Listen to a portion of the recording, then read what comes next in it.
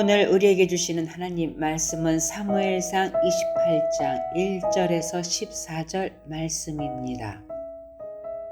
그때 블레셋 사람들이 이스라엘과 싸우려고 군대를 모집한지라. 아기스가 다윗에게 이르되 너는 발키할라. 너와 네 사람들이 나와 함께 나가서 군대에 참가할 것이니라.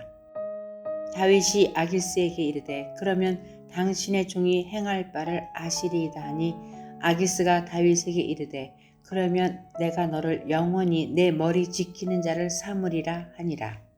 사무엘이 죽었으므로 온 이스라엘이 그를 두고 슬피 울며 그의 고향 라마에 장사하였고 사울은 신접한 자와 박수를 그 땅에서 쫓아내었더라.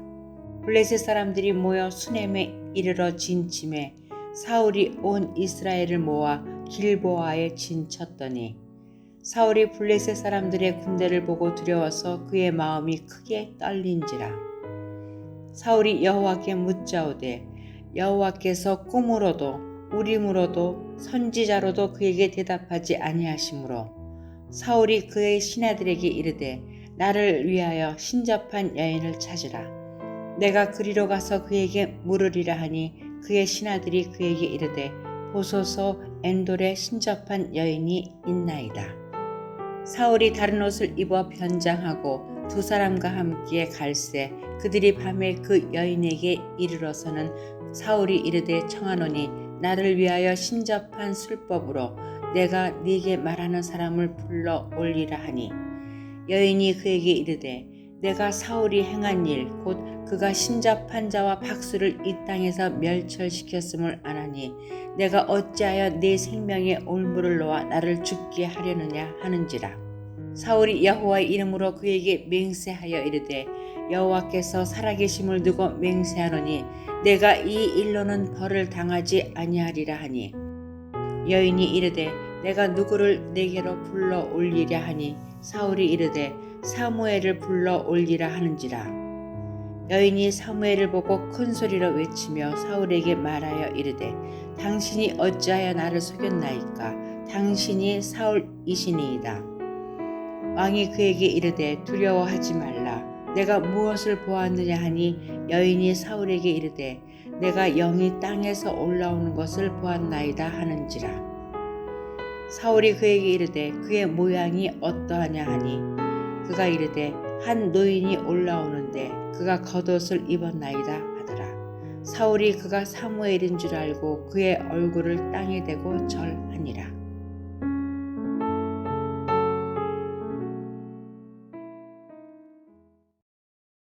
오늘 본문에는 사울의 운명을 가르는 중요한 전투가 나옵니다. 이스라엘의 초대 왕이었던 사울은 이 전투에서 이제 목숨을 잃게 됩니다. 사울의 가문이 왜 이렇게 몰락하게 되었는가에 대해서 오늘 본문은 중요한 메시지를 우리에게 줍니다. 사울은 이 전투에서 우리가 승리할 수 있을까를 알아보기 위해 점쟁이를 찾아가게 되는데 이것이 얼마나 어리석은 선택이었는가를 보여주기 위해서 그 당시 이스라엘의 사회적 상황을 설명하고 있는 것이 오늘 본문의 첫 절인 사무엘상 28장 3절 말씀입니다. 이 3절은 이스라엘의 대선지자 사무엘이 이미 죽었다는 것을 통해서 항상 사울이 전쟁에 나가기 전에 자문을 구했던 멘토가 없어졌다는 것을 보여줍니다. 그리고 사울이 신접한 자와 박수를 이스라엘 땅에서 모두 쫓아냈다는 내용은 전쟁을 어떻게 해야 될지 모르는 상황에서 사울이 어쩌면 자신이 쫓아냈던 점쟁이와 무당을 다시 만나지 않을까라는 우려와 긴장감을 우리에게 낳게 해줍니다. 하나님은 우상을 섬기는 것을 철저하게 금지하셨고 우상의 힘을 이용하는 점쟁이와 무당을 모두 그 땅에서 쫓아내라라고 명령하셨습니다. 사울은 이스라엘의 촛대왕이 되면서 하나님 명령을 따라 이스라엘 내에 있는 모든 점쟁이와 무당들을 다 쫓아냈습니다. 이것은 정치를 하는 정치가로 정책적으로 해야 될 일이 아니라 하나님 명령을 수행하는 성도로 반드시 지켜야 될 사명이었습니다. 그런데 사울은 자신에게 위기가 찾아오자 반드시 사수해야 될 일들을 정치가가 정책을 바꾸듯이 바꿔버린 것입니다. 이런 배경을 이해하면서 이제 오늘 본문으로 들어가 보도록 하겠습니다. 4절을 보면 불길한 전쟁의 기운이 감돌고 있습니다. 블레셋과 이스라엘이 전쟁을 벌이기 위해 모여들고 있는 것입니다. 블레셋 사람들이 모여 수넴에 이르러 진침해 사울이 온 이스라엘을 모아 길보아에 진쳤더니 가사, 아스돗, 아스글론, 가드, 에그론 이 네 개 나라를 합쳐 부를 때 블레셋이라고 부릅니다. 그러므로 지금 블레셋이 이스라엘과 싸우려고 수넴에 이르렀다는 말은 그 모든 연합군이 하나가 돼서 이스라엘 북부 땅으로 침공에 들어왔다는 뜻입니다. 사울은 이 전쟁에 대해서 몹시 부담스럽고 두려워했습니다. 5절을 봅니다. 사울은 지금까지 사실 블레셋과의 전투에서 늘 크게 승리해왔습니다. 그런데 이번 전쟁이 그에게 이토록 두려웠던 이유는 두 가지입니다. 첫째는 하나님께 버림받았다는 걱정 때문입니다.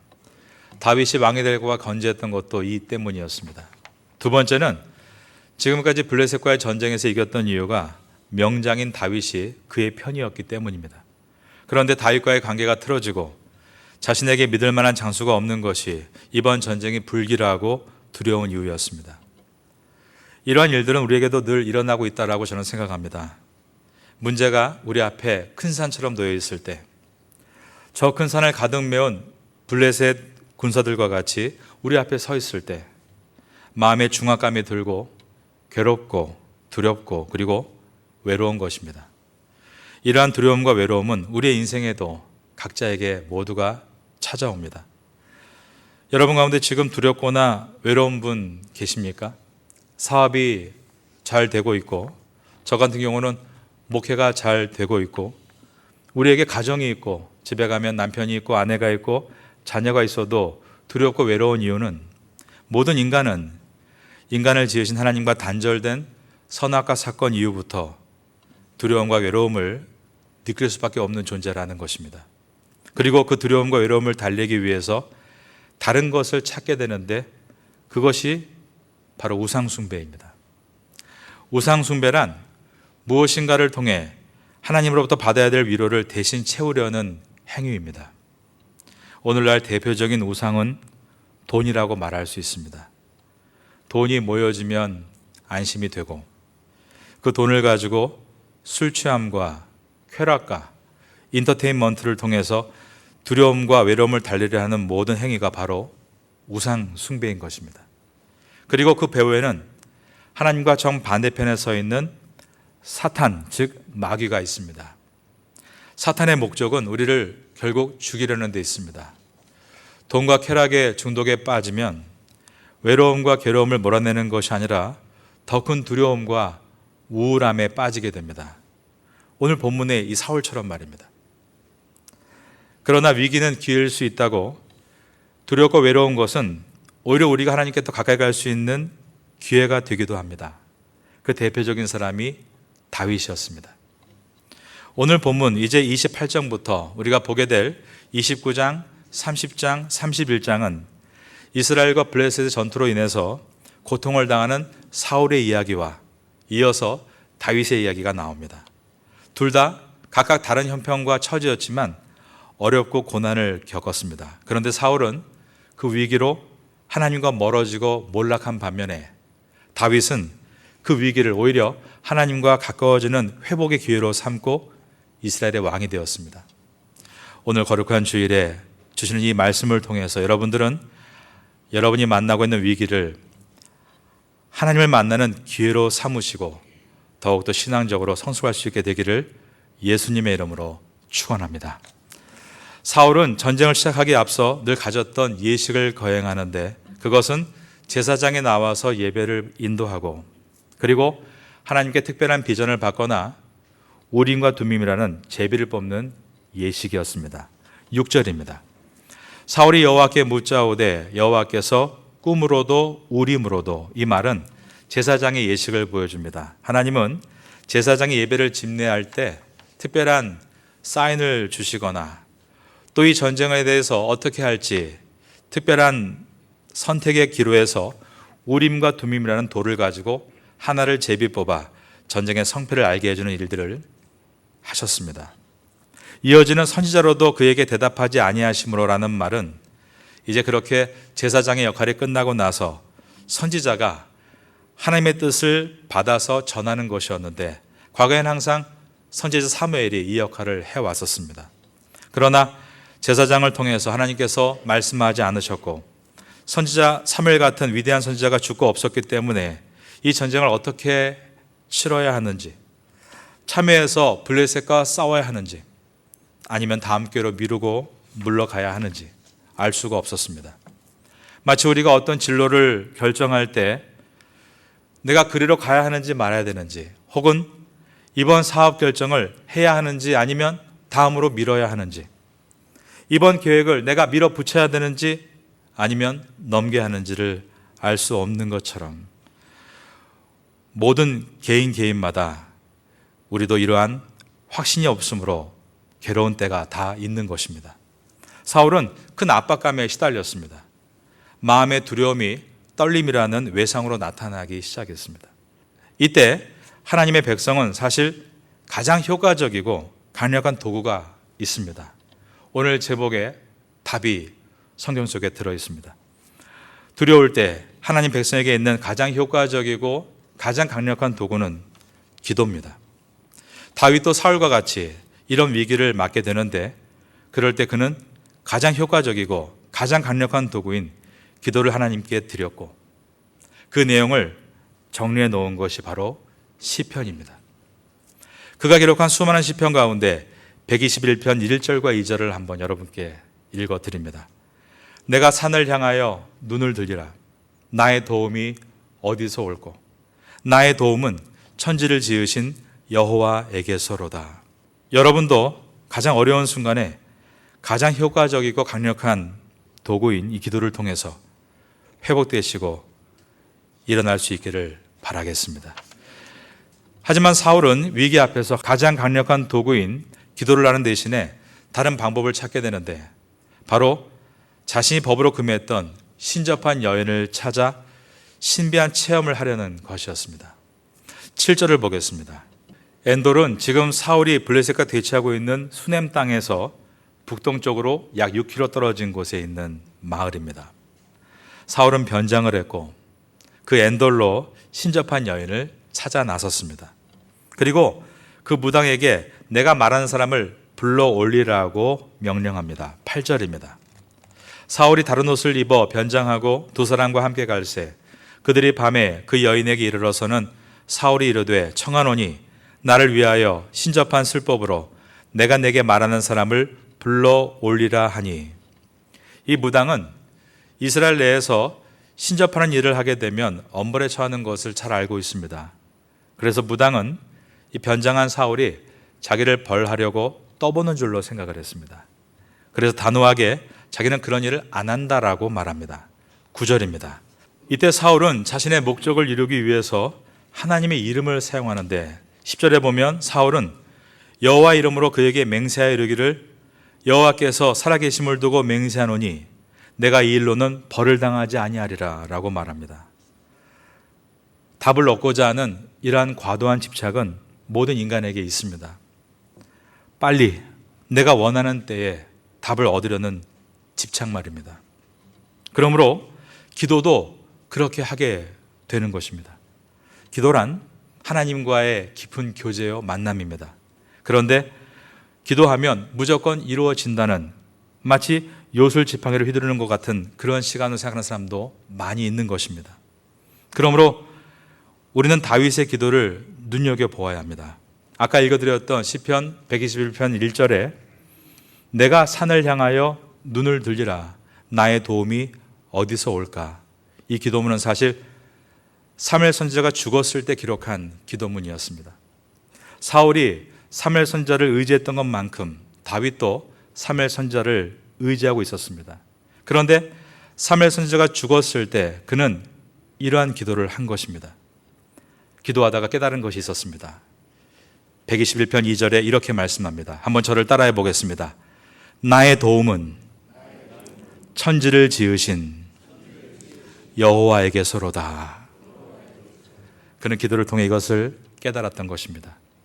오늘 장면은 하나님께서 왜 사울을 버리셨는지를 보여줍니다.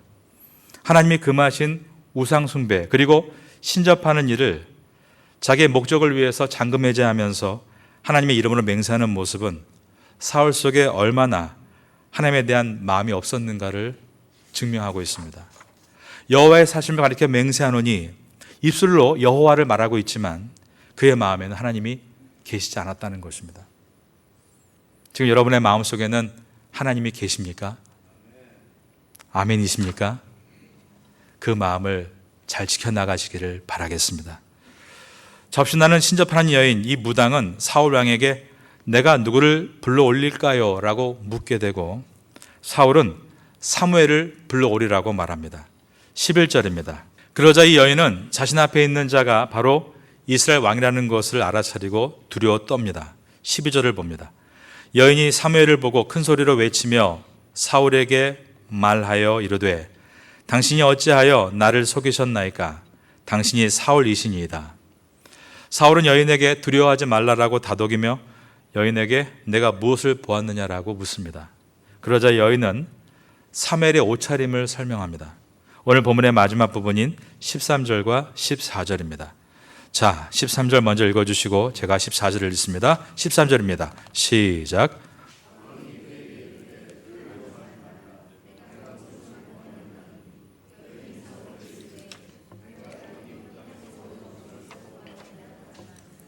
(14절에) 사울이 그에게 이르되 그의 모양이 어떠하냐 하니 그가 이르되 한 노인이 올라오는데 그가 겉옷을 입었나이다 하더라.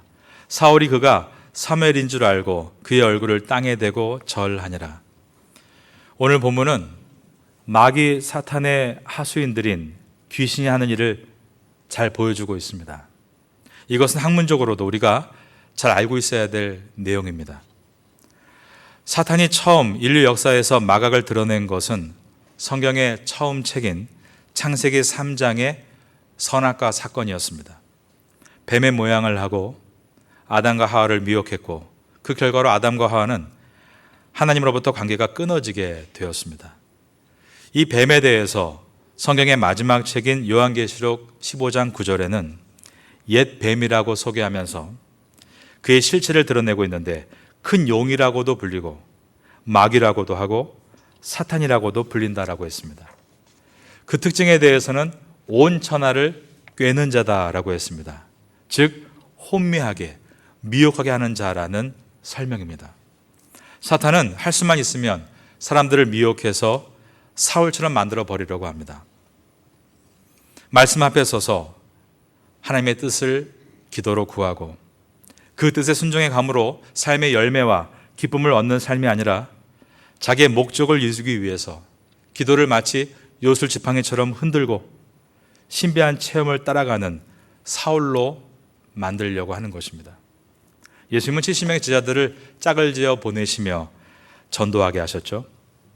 그들이 돌아올 때 제자들은 말하기를 저희가 복음을 전하니 귀신들이 항복하고 떠나갔습니다라고 했습니다. 그러자 예수님은 누가복음 10장 18절에서 이렇게 말씀하셨습니다. 예수께서 이르시되 사탄이 하늘로부터 번개같이 떨어지는 것을 내가 보았노라. 이것을 구약의 이사야서가 뒷받침해 줍니다. 이사야서에는 히브리어로 루시퍼라는 단어가 나옵니다. 뜻은 모닝스타, 새벽별입니다. 우리 한글 성경은 계명성이라고 번역을 해 놓았습니다. 이사야서 14장 12절에 보면 너 아침의 아들 계명성이여 어찌 그리 하늘에서 떨어졌으며 너 열국을 엎은 자여 어찌 그리 땅에 찍혔는고라고 기록되어 있는데 천사장 중에 하나였던 루시퍼가 반역을 일으키고 하늘에 떨어져서 땅으로 쫓겨온 장면을 묘사한 것입니다. 즉 사탄과 그를 따르는 타락한 천사들, 귀신의 무리들이 이 땅에서 활동을 한다라는 것입니다. 그리고 그들의 방법은 정신을 혼미케 하는 미혹입니다. 오늘날 수많은 사람들은 이 미혹에 빠져 우상을 숭배하며 살고 있습니다. 제가 우상 가운데 가장 큰 것이 돈이라고 말씀드렸는데 귀신이 복권 번호 한 번 알려주면 거기에 모두 미쳐서 수십만 명의 사람들이 그곳에 가서 엎드려서 복권 당첨 번호를 구하는데 그 한 예가 최첨단 도시인 방콕 시암 비즈니스 지구에 위치한 에라완 신전입니다. 매일 수많은 인파가 오늘도 그 복권의 번호를 얻기 위해서 그곳에서 절을 하고 있습니다. 신기가 있는 무당들이 특별한 재주를 부리는 이유는 정말 귀신과 신접을 하기 때문입니다. 귀신은 눈에 보이지 않고 죽지 않는 영물입니다. 그러므로 오랫동안 그 지역에 머물면서 많은 정보를 갖게 됩니다. 그래서 주변 사람들의 일들을 알고 있고 남을 흉내낼 수 있습니다. 신기가 있는 무당이 자기에 대해서 아는 척하고 자기에게 일어나고 있는 일들을 말하지 않았는데도 대충 맞추는 이유는 이런 이유 때문입니다. 그러므로 우리가 말씀으로 바로 서 있지 않고 말씀을 깨달음을 얻는 은혜와 기쁨을 경험하지 못하면 계속 신비한 체험에 마음을 빼앗기게 됩니다. 사울처럼 말입니다.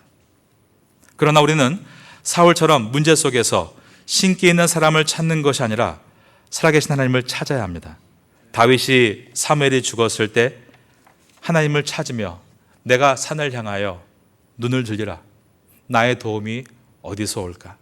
나의 도움은 천지를 지으신 여호와에게서로다라고 고백했던 것처럼 말입니다. 지난 6일 동안 저는 한국에 있으면서 장애인 센터를 운영하고 있는 교회를 찾아가서 둘러보고 돌아왔습니다.